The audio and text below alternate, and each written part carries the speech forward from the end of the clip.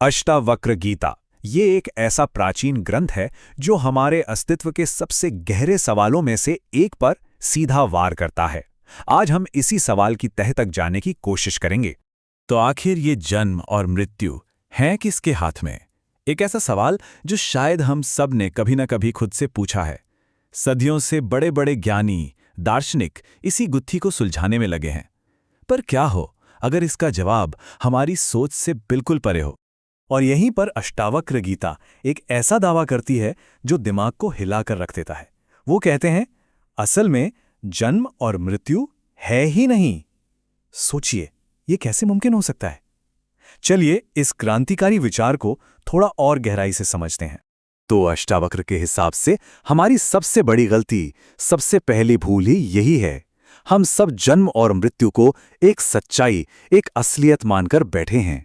यहां पर एक बहुत ही अहम बात सामने आती है। देखिए, आत्मा वो ना तो कभी पैदा होती है और ना ही कभी मरती है। तो फिर ये जो जन्म और मृत्यु का खेल चल रहा है, ये क्या है? ये सिर्फ और सिर्फ इस शरीर का है और उस झूठी पहचान का, उस मैं का, जो हमने इस शरीर से जोड़ लिया है।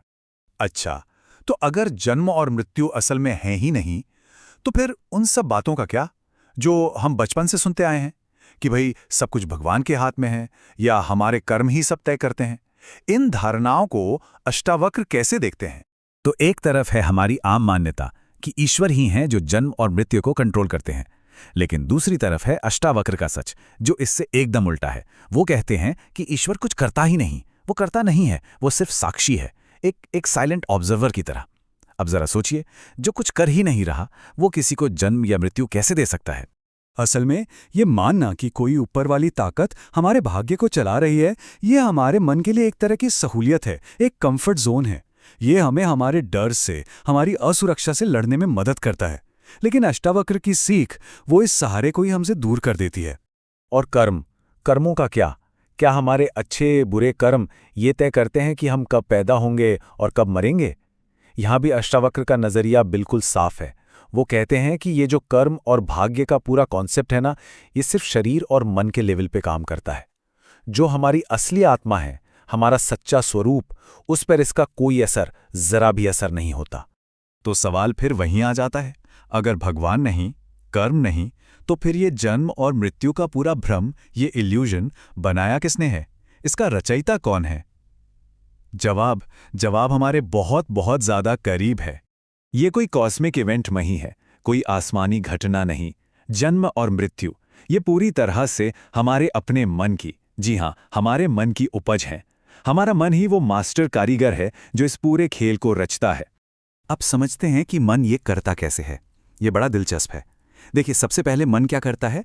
वो दो चीजें बनाता है। एक कल जो बीत गया यानी अतीत, और एक कल जो आएगा यानी भविष्य। फिर इन दोनों के बीच में वो एक झूठे मैं को, हमारे ईगो को खड़ा कर देता है। और ये जो मैं है, ये पूरी तरह से इस शरीर को ही अपना सब कुछ मान लेता है। बस खेल यहीं से शुरू होता है। शरीर का पैदा होना मेरा जन्म बन जाता है और शरीर का खत्म होना मेरी मृत्यु। इसीलिए अष्टावक्र एक बहुत ही पावरफुल सवाल पूछते हैं। वो कहते हैं कि आत्मा तो टाइमलेस है, वो समय से परे है। तो जो चीज समय के दायरे से ही बाहर है, वो समय के अंदर आके पैदा और मर कैसे सकती है? ये एक ऐसा तर्क है जो जन्म और मृत्यु के पूरे आइडिया की नींव ही हिला देता है। तो अब हम इस पूरी फिलॉसफी के, इस पूरे दर्शन के सबसे जरूरी हिस्से पर आ रहे हैं। वो हिस्सा जो शरीर और हमारे असली स्व के बीच के फर्क को एकदम शीशे की तरह साफ कर देगा। ये साक्षी, ये आखिर है क्या? इसे विटनेस भी कहते हैं। साक्षी का मतलब है वो शुद्ध चेतना जो कभी नहीं बदलती। वो बस देखती है, चुपचाप, बिना किसी जजमेंट के। हमारे मन में उठने वाले विचारों को, हमारी भावनाओं को, शरीर में होने वाले दर्द या खुशी को, सबको देखती है, पर खुद को उनसे जोड़ती नहीं है। यहाँ शरीर और साक्षी का फर्क बिल्कुल साफ हो जाता है। देखिए, शरीर ये बदलता है, बड़ा होता है, बूढ़ा होता है और एक दिन खत्म हो जाता है। पर साक्षी, वो हमेशा एक जैसा रहता है, शाश्वत। शरीर को भूख लगती है, दर्द होता है, डर लगता है, और साक्षी वो बस इस भूख, दर्द और डर को देख रहा होता है। अगर जिंदगी एक नाटक है तो शरीर उस नाटक का एक किरदार है और साक्षी वो ऑडियंस में बैठा वो मूक दर्शक है जो बस शो देख रहा है। इसे समझने के लिए सपने का उदाहरण सबसे जबरदस्त है। सोचिए, सपने में हम पैदा भी हो सकते हैं, मर भी सकते हैं, सब कुछ एकदम असली लगता है ना? पर जैसे ही आंख खुलती है, हमें तुरंत समझ आ जाता है कि अरे, ये तो बस एक सपना था, असल में तो ना कोई पैदा हुआ था और ना ही कोई मरा। तो बस इंसान की सबसे बड़ी, सबसे बुनियादी गलती यही है। साक्षी, जो सिर्फ देखने वाला है, वो ये भूल जाता है कि वो सिर्फ देख रहा है। वो खुद को अनुभवी मान लेता है। शरीर को भूख लगती है और वो कहता है, मुझे भूख लगी है। शरीर बूढ़ा होता है और वो डर जाता है कि मैं मर रहा हूं। तो इस गहरी समझ का हमारी जिंदगी पर क्या असर पड़ सकता है? असल में ये हमें चीजों को देखने का एक बिल्कुल नया नजरिया देता है।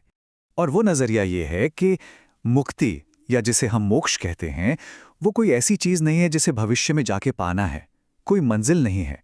वो तो बस इसी पल, अभी, इस बात को पहचान लेना है कि हम असल में क्या हैं। ये कोई लंबा चौड़ा प्रोसेस नहीं है, ये तो एक पल में होने वाला एहसास है, एक रियलाइजेशन है। जैसा कि अष्टावक्र कहते हैं, आत्मा तो कभी बंधी ही नहीं थी, तो फिर उसे आज़ाद होने की ज़रूरत ही क्या है? कमाल की बात है ना? ये जो मुक्ति पाने की इच्छा है, ये भी उसी ईगो का, उसी झूठे मैं का खेल है जो पहले खुद को बंधा हुआ मानता है। और इस एहसास के बाद ऐसा नहीं है कि जिंदगी से भाग जाना है। नहीं, शरीर अपना काम करता रहेगा। ये दुनिया जैसी है वैसी ही रहेगी, हमारे रिश्ते भी बने रहेंगे। बदलेगा क्या? बस वो जो अंदर एक झूठे मैं का बोझ लेकर हम घूम रहे थे, वो बोझ उतर जाएगा। और सबसे बड़ी बात, मौत का डर, वो पूरी तरह से गायब हो जाएगा। तब जिंदगी डर में नहीं, बल्कि क्लैरिटी के साथ, एक स्पष्टता के साथ जी जाती है। मृत्यु वो बस एक घटना बन के रह जाती है जो शरीर के साथ हो रही है। वो हमारे साथ नहीं हो रही, हमारे असली स्वरूप के साथ नहीं हो रही। क्यों? क्योंकि जो हम असल में हैं, वो तो कभी पैदा ही नहीं हुआ था। तो इस पूरी बातचीत को हम इसी एक सवाल पर आकर छोड़ते हैं सोचने के लिए। सवाल यह है कि अगर देखने वाला यानी हमारा सच्चा स्वरूप कभी पैदा ही नहीं हुआ, तो फिर ये जो मौत का डर है, ये आखिर है किसका?